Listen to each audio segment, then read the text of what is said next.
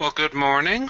We're going to begin our presentation. This is the ISO 9001-2015, Preparing for a Successful Transition webinar. My name is Joseph Krolikowski, and I am the Technical Director of Perry Johnson Registrars. Couple of notes. First, all participants are on mute. However, we do want to answer your questions, and so we do encourage you to utilize the question portion of the dashboard. We will answer these questions at the end of the presentation. Our topics for today, we're going to review where the standards come from. We're going to examine the logic behind the very dramatic changes to the standard on this occasion. We'll have a refreshed look at the transition timeline. We're going to do an examination of key changes to the standard.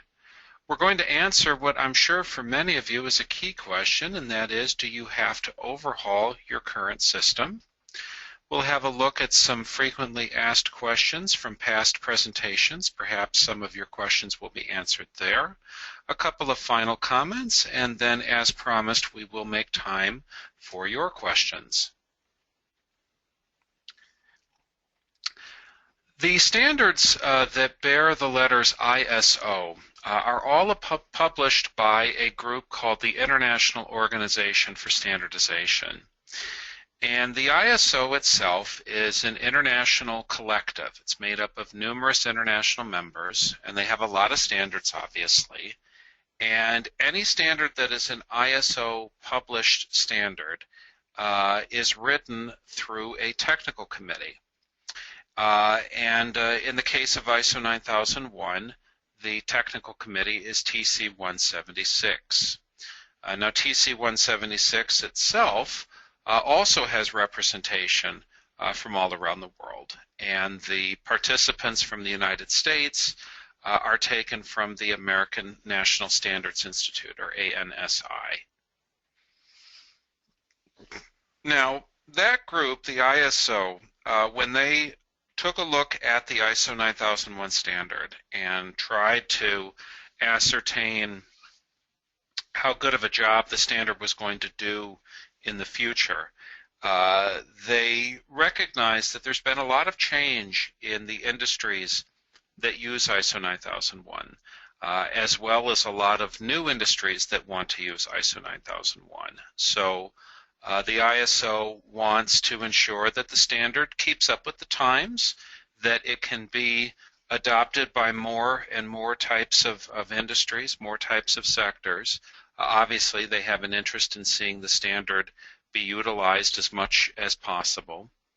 They made a deliberate effort to simplify some of the language that's used in the standard.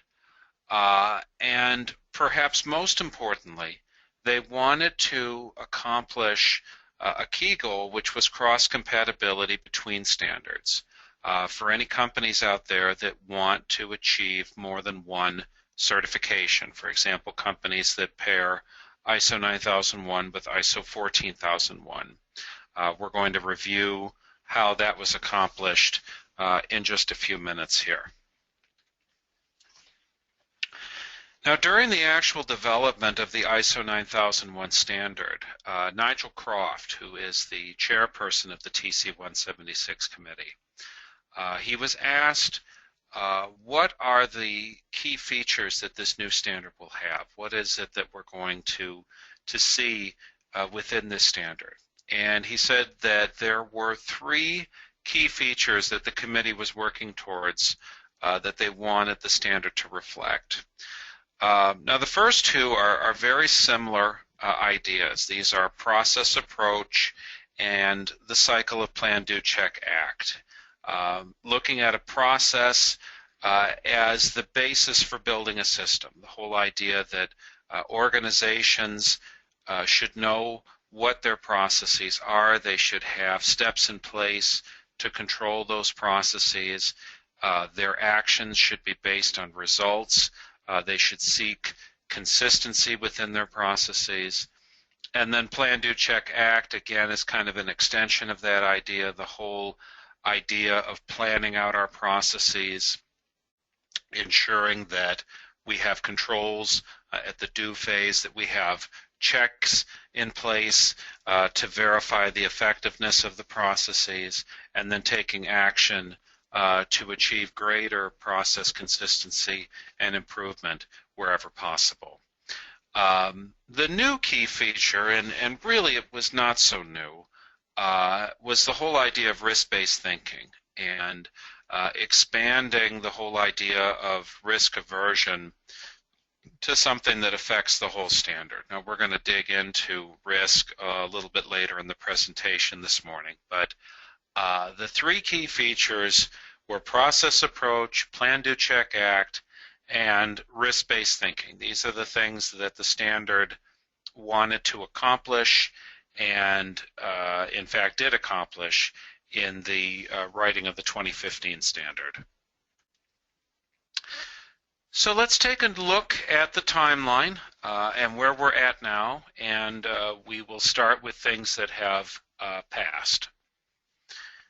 Believe it or not, the standard, the initial draft of the standard was published all the way back in June of 2013. We had the what was referred to as the committee draft. And the committee draft, in turn, they spent about a year with that, and that led to a more widely available document, the Draft International Standard, or DIS. That goes back to May of 2014. And believe it or not, there were some companies that purchased that document and attempted a preliminary implementation of the standard based on its content. In June of last year, 2015, we saw the final Draft International Standard, or FDIS. That document was, I would say, about 97% or more of what became the final standard, which of course was published in September of 2015. The certifiable standard was very close to what we had in July. Now, looking ahead, the last critical date in this transition process will come in September of 2018. All of the ISO 9001-2008 clients, they will have to have completed a successful transition to the new standard. And that is because ISO 9001-2008 will cease to be a viable standard at that time. And so we have a new standard. It was published on September 15th of 2015, and it represented the culmination of nearly 3.5 years of work, going all the way back to the issuance of Annex SL back in 2012. We're actually going to dig into Annex SL in just a bit here. As I said, the clock is most definitely ticking on ISO 9001-2008. By virtue of the ISO 9001-2015 standard reflecting a September 15th, 2015 publication date, the cutoff for ISO 9001-2008 has been set at September 14th, 2018. So that means that any certifications that are issued now and going all the way back to September of 2015, they must reflect a September 14th, 2018 expiration if they are 9001-2008 certificates. Now, in terms of the cutoff on auditing, PJR has established our policy. This is somewhat reflected in the FAQ document available on our website at www.pjr.com. Additionally, we have also prepared a client memorandum with more specific details on this. If you're a current PJR client, you can request a copy of this memorandum from either your salesperson or scheduler. Back in May of 2015, our management team met to discuss what the additional audit time was going to be for transitioning. And we concluded that for most companies, a small amount of time was going to be sufficient. And as I mentioned earlier, we do have a memo on this.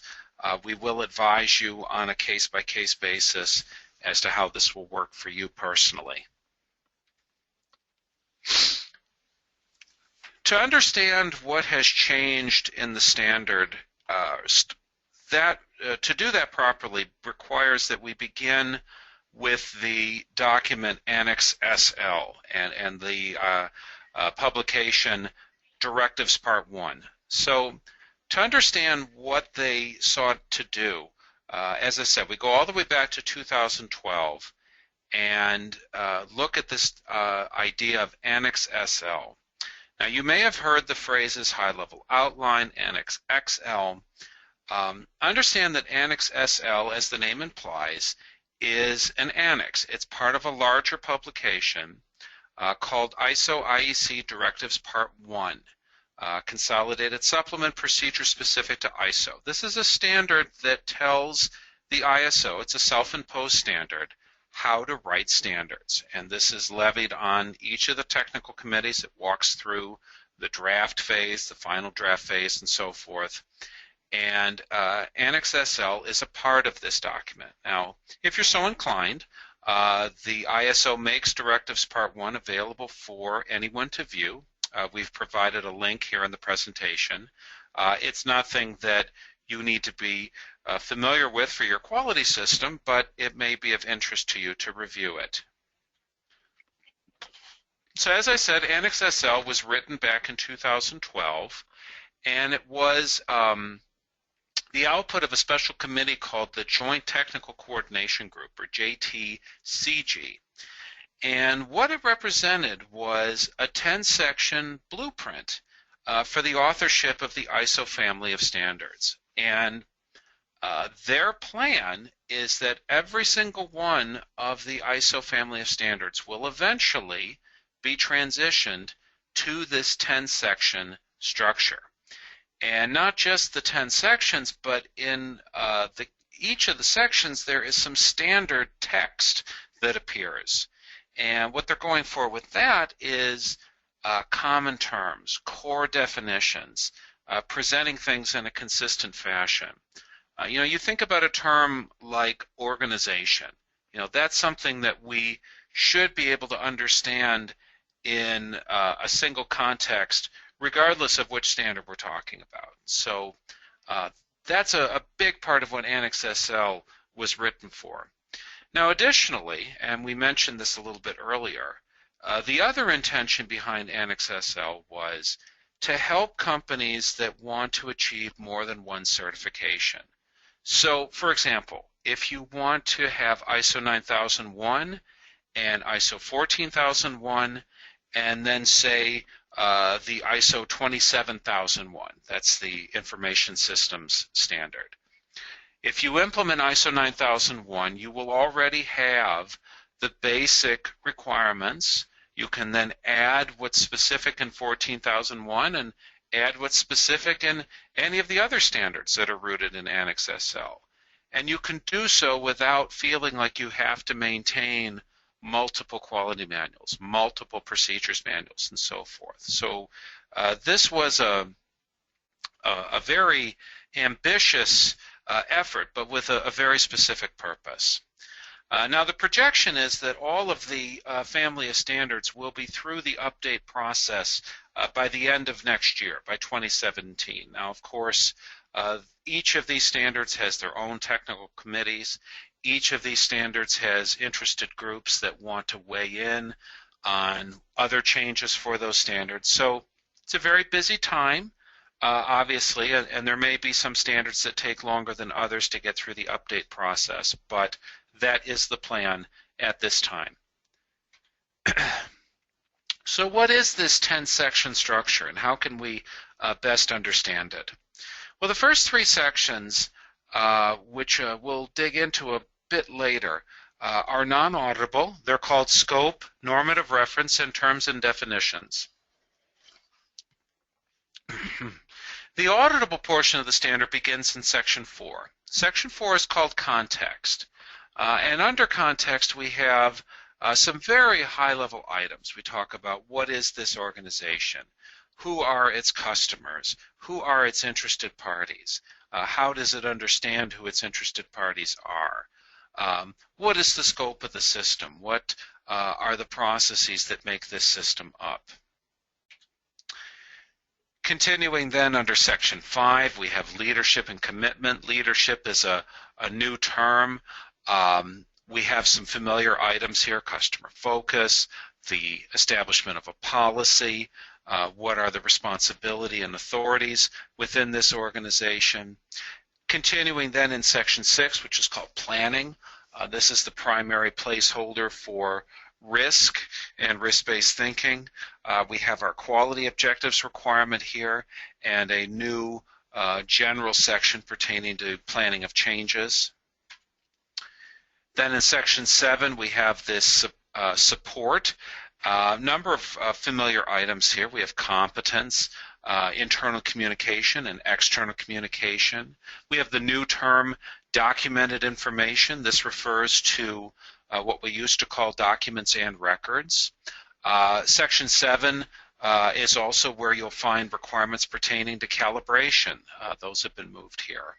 So what you have in Sections 4, 5, 6, and 7 is a foundation. You have a foundation to build a quality system on. All of these basic pieces that need to be put in place are found in 4, 5, 6, and 7. And that sets up Section 8, operation. And I want you to think of operation as the day-to-day activities. What are the pieces that are crucial, the key activities? Selling the product, designing the product, controlling external providers, having controls for the actual production process, controlling nonconformity when it occurs. All of this is found in Section 8, and it's presented, it's intended to be presented in a logical order, a logical progression. That in turn gives way to the final two sections, and I do think of these two sections as really conjoined ideas, performance evaluation and improvement. Under performance evaluation, we have a number of familiar activities. Internal audit is here, management review has been placed here. This is also where the customer satisfaction requirement is found. And then under improvement, we have the headings for corrective action, continual improvement, and 9 and 10 taken together really bring into focus the idea that, again, we have controls in place, we take action based on what we've learned while the process is ongoing. It's almost a plan, do, check, act cycle, with this really representing check and act in those final two sections. Let's dig a little deeper now and explore some of the key new content areas that are represented by 9001-2015. Beginning with risk, and I'm sure for many of you this is an item that there is some consternation. So let's kind of dig into this. And first of all, the term risk, the actual term risk, is used 16 times in the auditable portion of 9001-2015. And it's used throughout the standard. If you go through the standard, I believe that it appears in nearly all of the auditable sections. It makes an appearance for sure in Section 4 and in Section 5. It's definitely in Section 6. You'll see it again in Section 9. So it pops up in a number of places. And the intent is that think of risk as a system-wide strategy. This is something that this whole idea of system-wide, this is not new. You go back to when the 2000 version of the standard was published. The new idea then was continual improvement. And continual improvement was also not something that you do for a couple of days, a month, and put it aside as a project. And that's how risk management and risk-based thinking is being viewed. This is a system-wide strategy, and it's meant to impact your existing processes. And accordingly, you are not required to have a formal risk management process. In fact, it's probably more effective and more fulfillment of the standard if you don't. It expands this idea of risk aversion to one that affects the whole system, all of the system. So let's look at the actual verbiage that's used in the actual clause itself. Now, starting under 611, it says, when you're planning for the system, you need to consider the issues that are referred to in 4.1. Now that's referring to both internal and external issues, and the requirements that are referred to in 4.2, and that's alluding to the requirements that are raised by interested parties. And once you've done that, you need to determine the risks and opportunities. And you'll note that both terms are used here, risks and opportunities, and that's flowed down then into subclauses B and C. This whole two ends of this idea here, that it's good, obviously, to avoid bad things. So we talk about reduce undesired effects, but hey, it's good to encourage good things too, to enhance desirable effects, and that's where that other term, opportunities, comes from. You know, the risk idea is that we're forward thinking, we're looking ahead, we're planning, and we want to ensure that we achieve our intended results, prevent bad things, enhance good things, and overall, hey, look at this, achieve improvement. And that's the larger vision, I think, with why risk-based thinking is such an important item. It's tied to so many of the other core ideas within ISO 9001. Now 612 gives the rest of the story, and it says, okay, once you've determined what those risks and opportunities are going to be, you need to figure out what you're going to do about it. You need to plan your actions. You need to integrate and implement those actions into your processes. And again, you'll note it doesn't say into a separate risk process. No, into your existing processes. So, for example, you know, if you look and see that there is an opportunity to improve your training program and to reduce the likelihood of a particular safety event, you'll enhance your training program. Well, you already have a training program. You already have a training process. You don't have to have a separate risk management process to make that happen. And then, of course, once you've implemented that item, you need to evaluate its effectiveness. The clause then concludes with actions taken to address the risks and opportunities need to be proportionate to the potential impact on the conformity of products and services. So in other words, don't be so aggressive with these actions that it ends up impacting your product conformity, your service conformity. Make sure that those actions are proportionate. Now, part of what I want to also help the folks on the call today to understand and be cognizant of is that a lot of what you could categorize as risk management and risk-based thinking, these are things that you're already doing under ISO 9001-2008. So what are some of the things that you can point to? Well, let's start with management review, 5.6. You're looking at your overall system and you're targeting improvement efforts. 722, review of requirements related to the product during the contract review process. You're already digging down and determining what is it that my customer's asking me for? What am I capable of? What are some things they're asking me for that I'm not capable of? What do we do to resolve that? Well, that's risk-based thinking. You don't leap before you look, in other words. 622, training, competency. Assessing what your competency needs are and making sure that personnel are fully qualified. Well, you don't do that before a person starts the job. You do that before they start the job. So it's risk-based thinking. And then obviously preventive action, 853. Assessing potential problems and taking action to avoid those items in the first place. I know there's been some chatter that preventive action has gone away. It hasn't gone away. It really and truly can be part of your larger strategy for risk-based thinking and risk management. And that's kind of the final takeaway that I want you to have from this slide here. Bear in mind, it's not a single activity.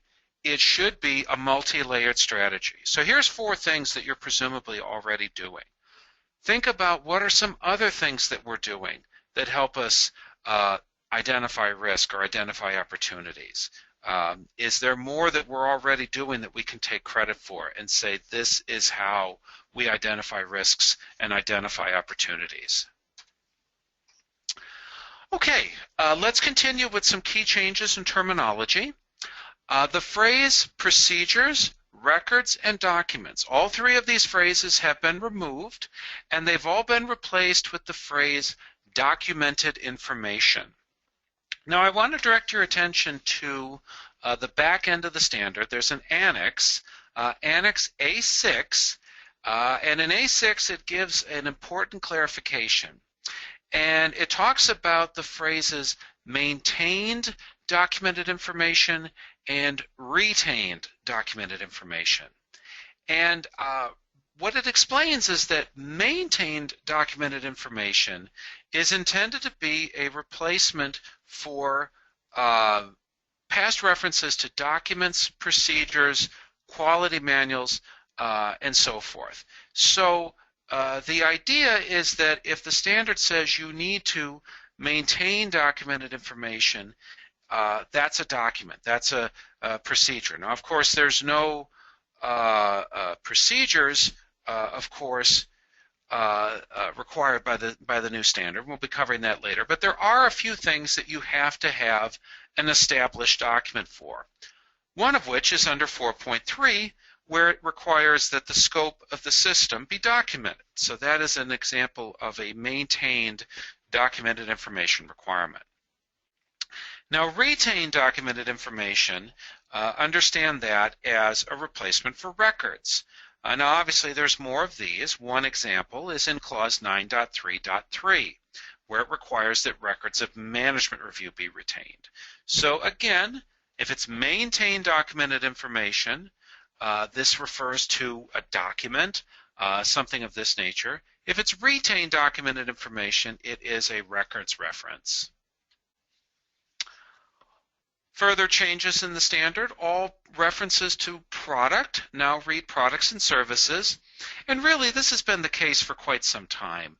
If you look at Clause 3 of ISO 9001-2008, it states, wherever the term product appears, it can also mean service. So again, we're pushing the idea that this standard is intended to be applicable to multiple types of business, those with and those without a tangible product.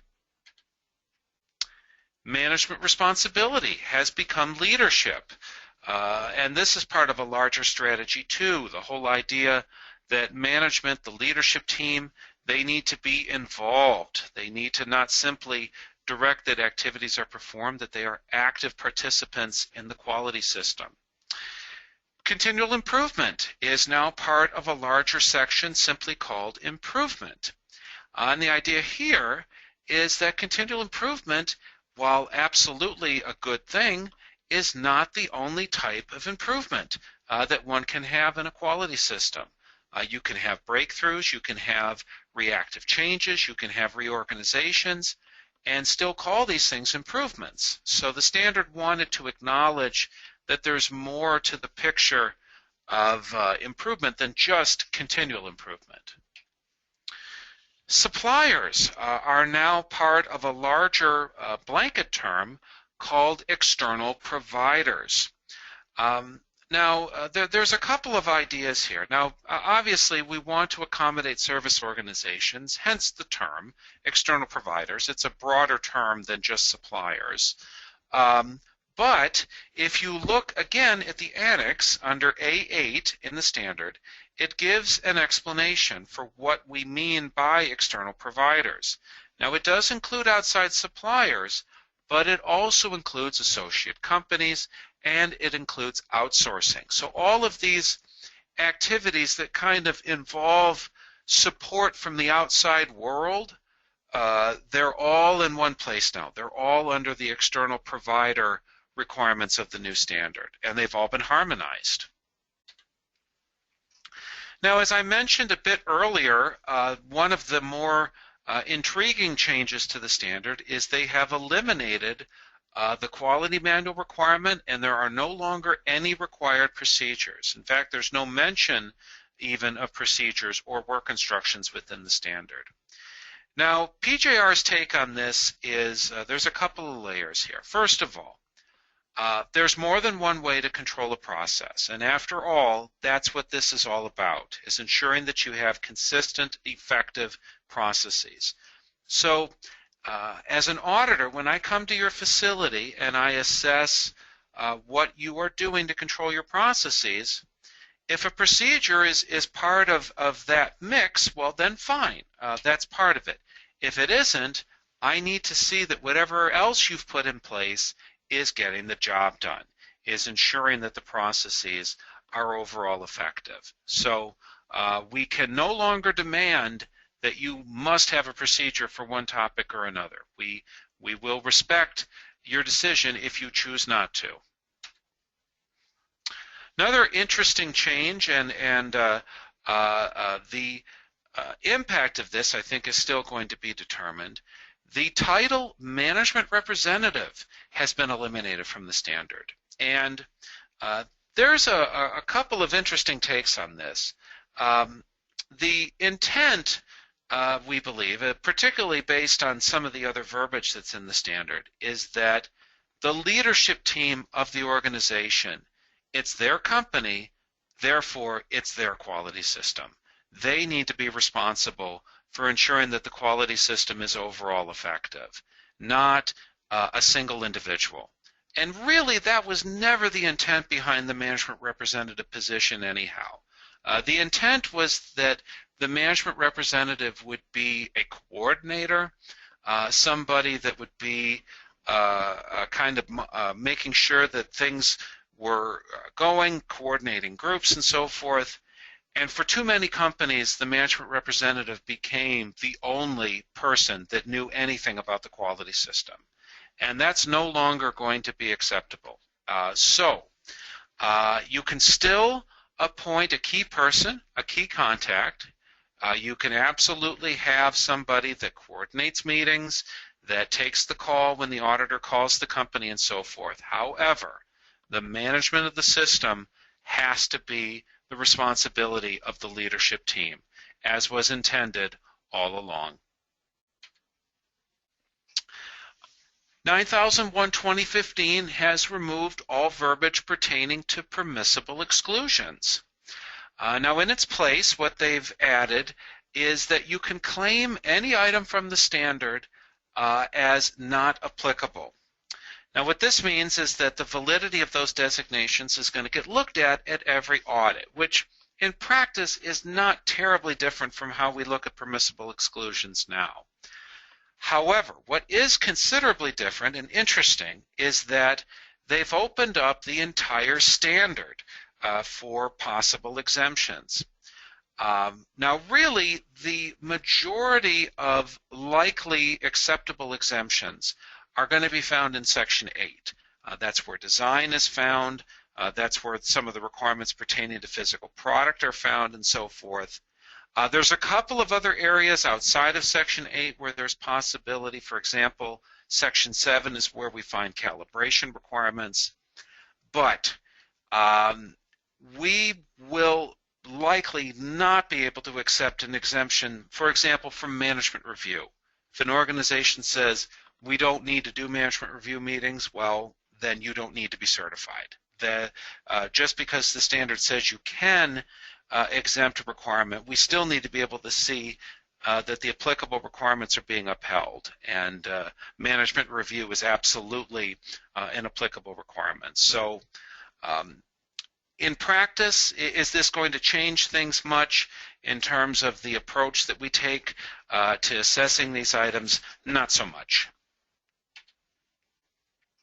I mentioned this term a little bit earlier when we were looking at the definition of risk and the clause for risk, and that term is interested parties.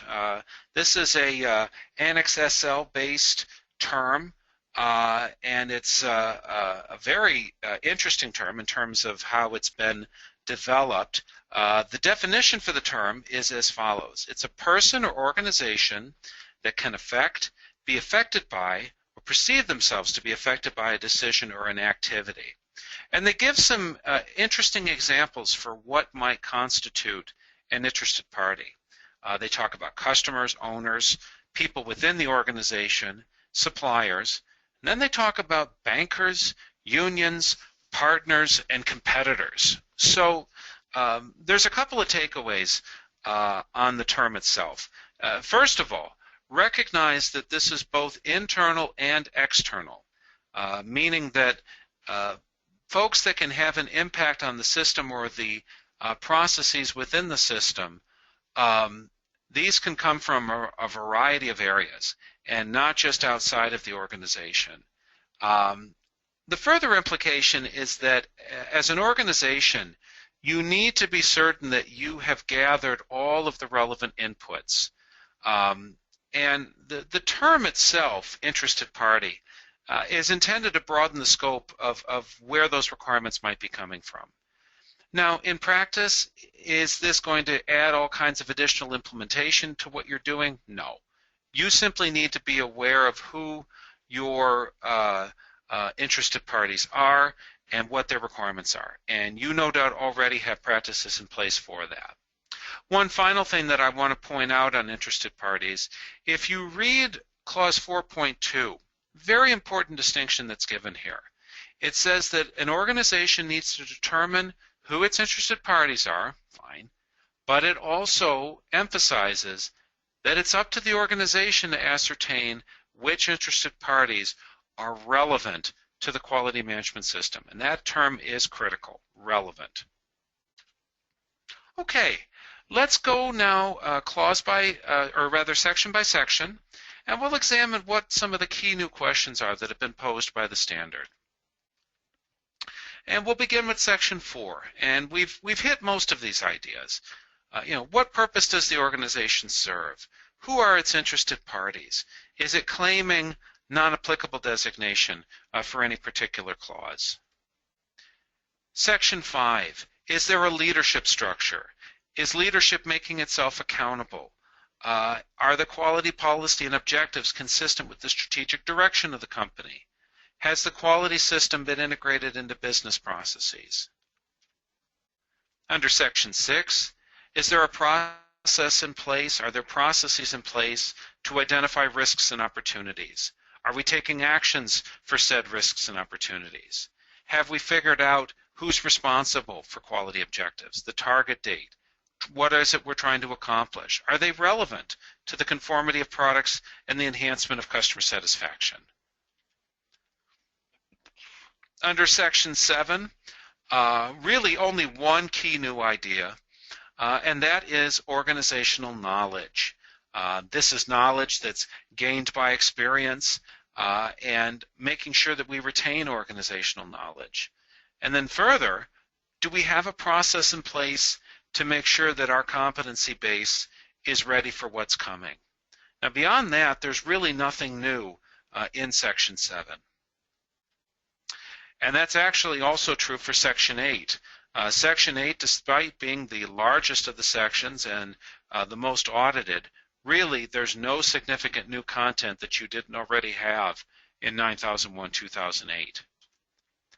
Also true for Section 9, although Section 9 is now where you'll find the management review requirement. It's been aligned with internal audit and some of the other system monitoring type activities. And that's also true for Section 10. No significant new content that was not present in some form in ISO 9001-2008.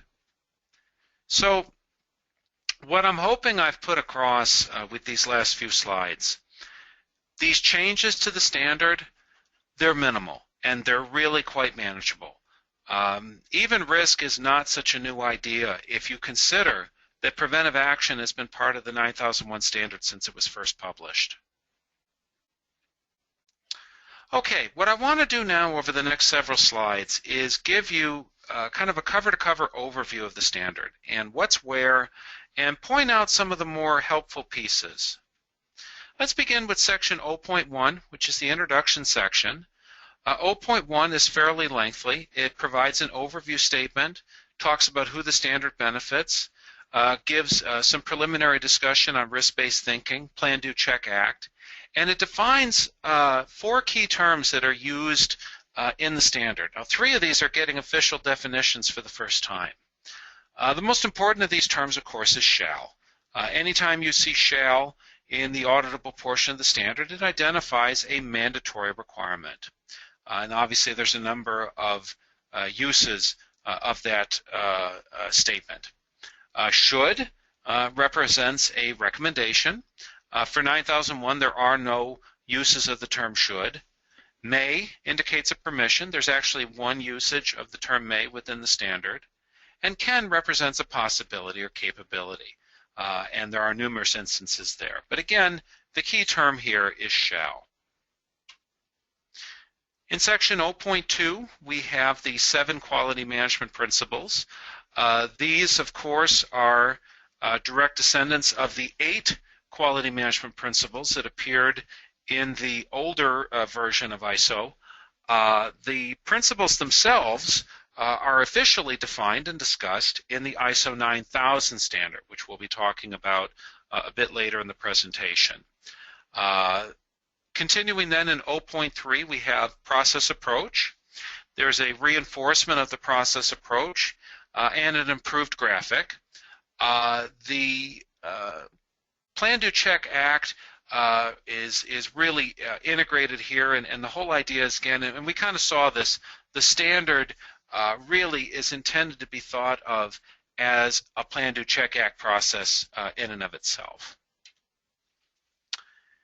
In 0.3.3, we have a definition of risk-based thinking and a kind of a preliminary explanation of the importance of the idea. In 0.4, there's a discussion of the relationship between 9001 and some of the other management system standards, such as 9000, 9004. Let's take a look now at sections 1, 2, and 3. We glossed over this a little bit earlier. Section 1 is called Scope. And it provides some general verbiage on who ISO 9001 applies to, how it applies. Section 2 is called Normative Reference, establishes a linkage to the ISO 9000 2015 standard and indicates that all official terms and definitions are found therein. That's then carried over to Section 3, Terms and Definitions. Now, Section 3 at this point is without content. It's possible that in the future you may have an ISO 9001 specific definition there, but at the moment all official definitions are to be found in the 9000 document.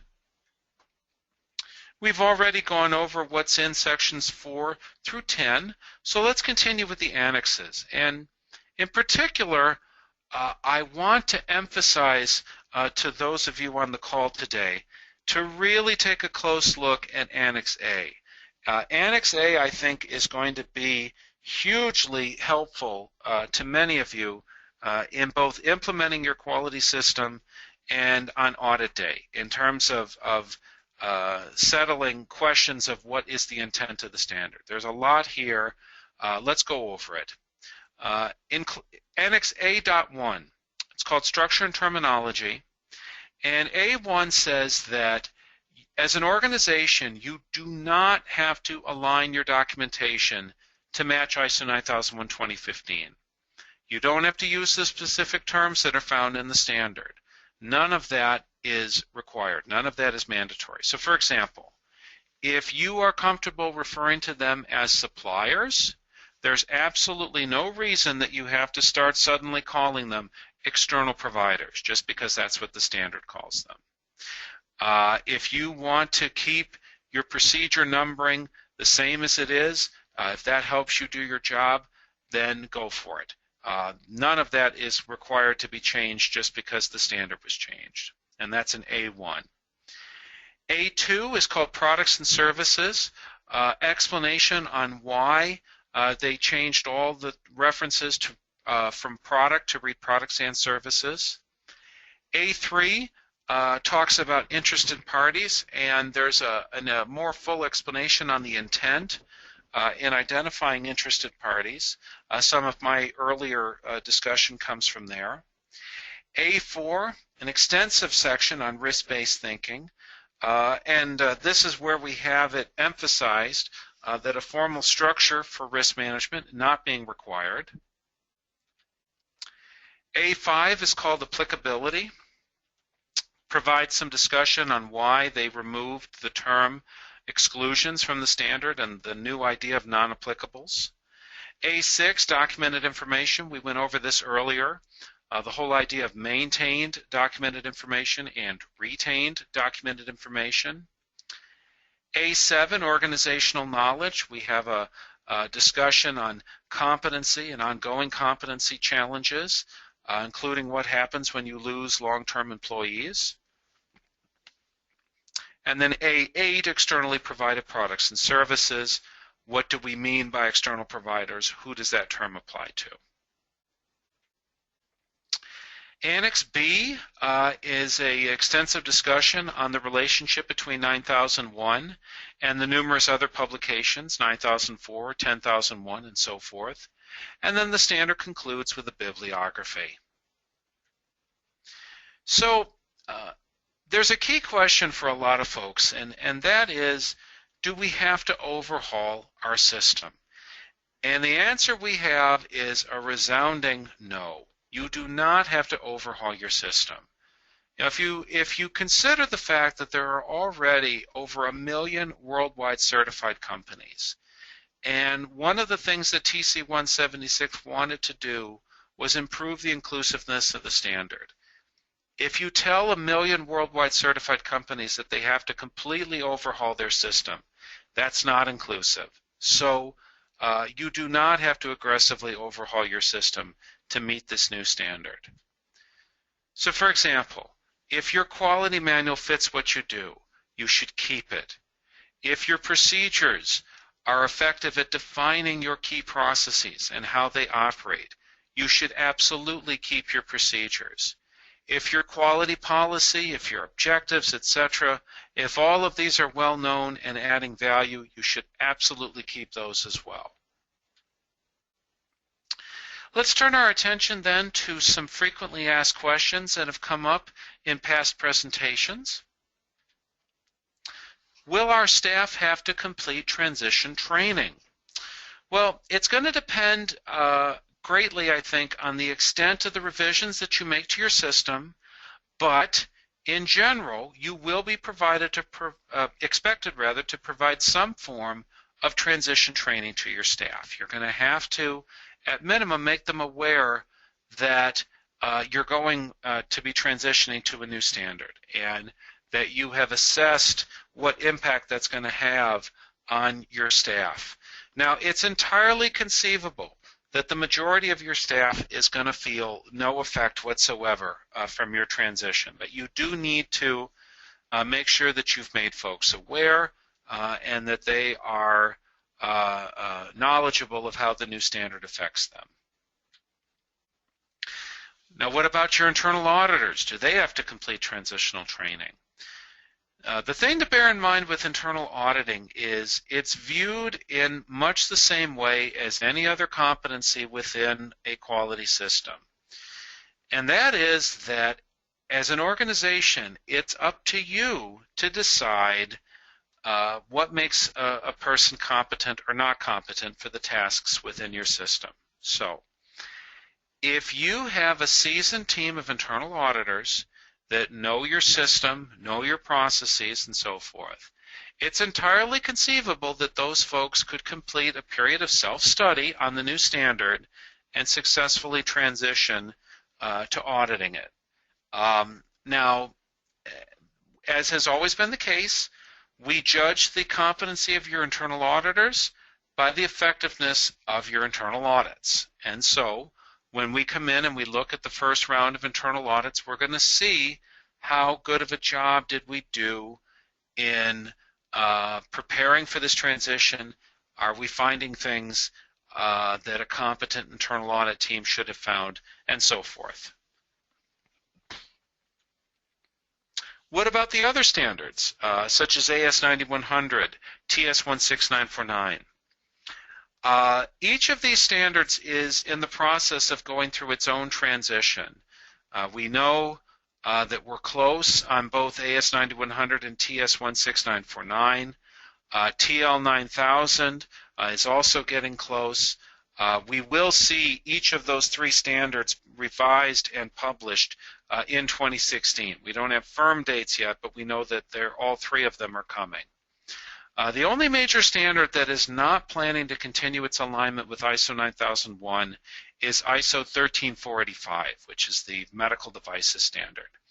That particular standard is in the midst of its own update, and they are targeting also 2016 for publication. Should we get certified now or wait? There are a lot of companies out there, perhaps some of you on the call, that are implementing a quality system. And when they started implementing it, it was to the ISO 9001-2008 standard. And so naturally, you're wondering, is there still some value in achieving a certification to ISO 9001-2008? Now, obviously, we can't make the final decision for you, but bear in mind that there is still some time left for 9001-2008 to be relevant. Just under 2.5 years of usability left. Also, bear in mind that the audits that are occurring now to 9001-2015, it's still a very new standard, new for us and for you. And we expect that the auditors will get more comfortable using it as time goes on, but you certainly should not feel compelled to run to the head of the line and be among the first to be audited to 9001-2015. As to the steps that you can take to do a successful transition, we always like to mention the steps given in the informative document 9 from the IAF, and they recommend a 7-step process. First, purchase and review of the ISO 9001-2015 standard by top management to identify any gaps that will need to be addressed. Second, developing a plan of implementation with assigned responsibilities. Third, update of all documents if necessary to reflect any new or revised processes. Now you'll note that that doesn't say to reflect the new standard. It says to reflect any new or revised processes. Fourth, completion of any necessary awareness or transition training. Fifth, a full system internal audit followed by a management review. Sixth, implementation of corrective action for any internal audit findings. And finally, coordination with PJR for planning of your official transition. Again, I want to emphasize that your documentation needs to work for you first and foremost. Now, if that means renumbering it, if that gets the job done better, so be it, but it's not required. I want to also encourage you to work with your auditor, particularly in this time of transition. For many of you, your auditors have been coming to see you for years. They know your systems, they know you, they know your processes. They're going to be able to provide critical analysis on how the new standard impacts your quality systems. We feel this is an exciting time for quality system certification, that 9001-2015 is a beneficial update to the standard. It's got a long track record of contribution. We're going to continue to provide timely updates on this transition and make sure that our clients have a smooth transition. Quick update on the support standards. As I mentioned earlier, the 9000 standard was also updated, and it was also published on September 15th of 2015. 9000 is still the place to go for all sanction definitions.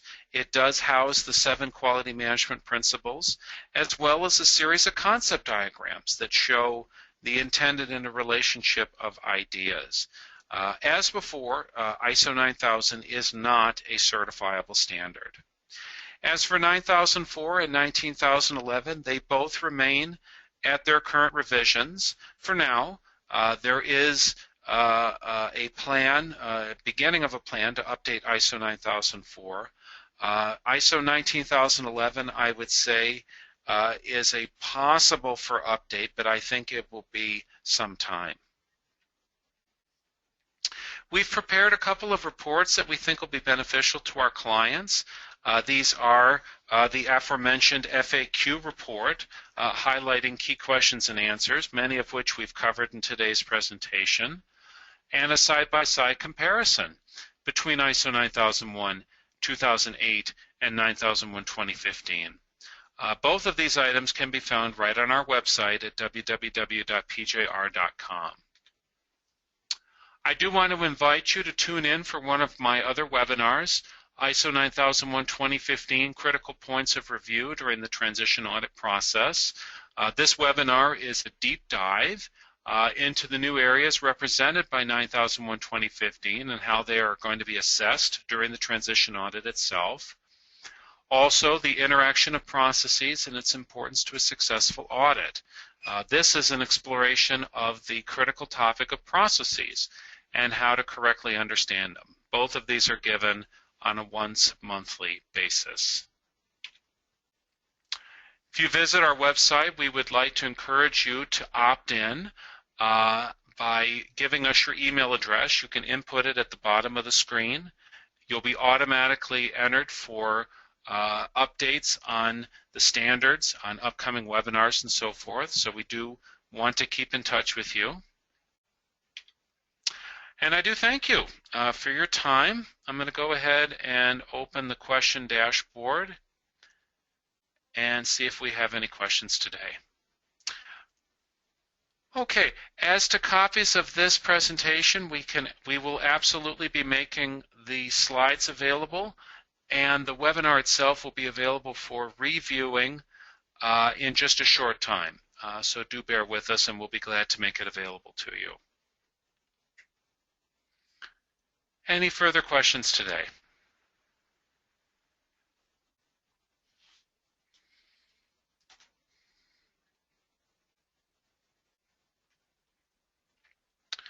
Okay, I want to wish everyone a good day, and thank you for your attention.